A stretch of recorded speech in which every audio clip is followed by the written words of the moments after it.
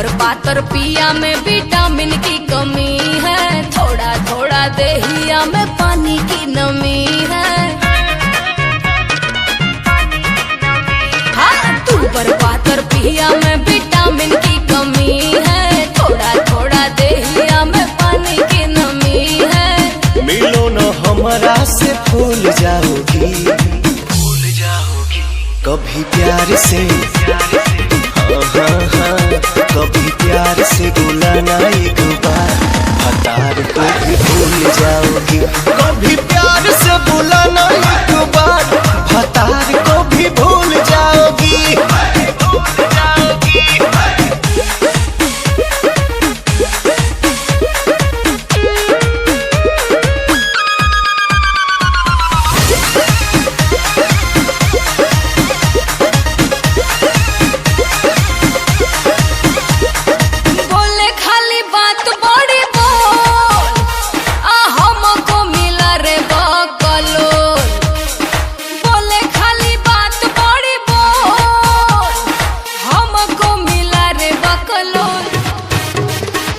झूठों में बलम आप मरती है, जिंदगी में ऐसे नहीं करती है।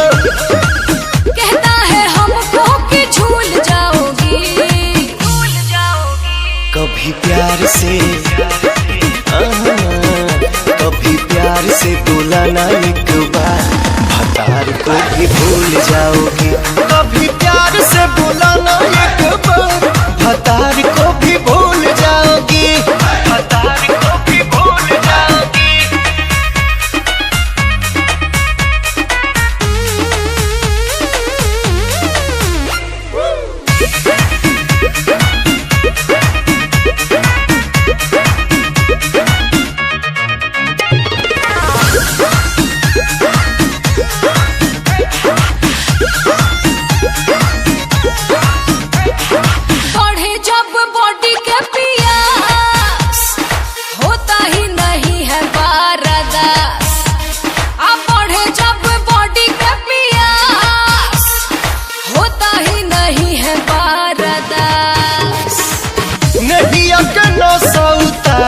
क्या आज मैं जवानी तेरा तारूं क्या, रह बेटे साथ में तो खुल जाओगी, खुल जाओगी।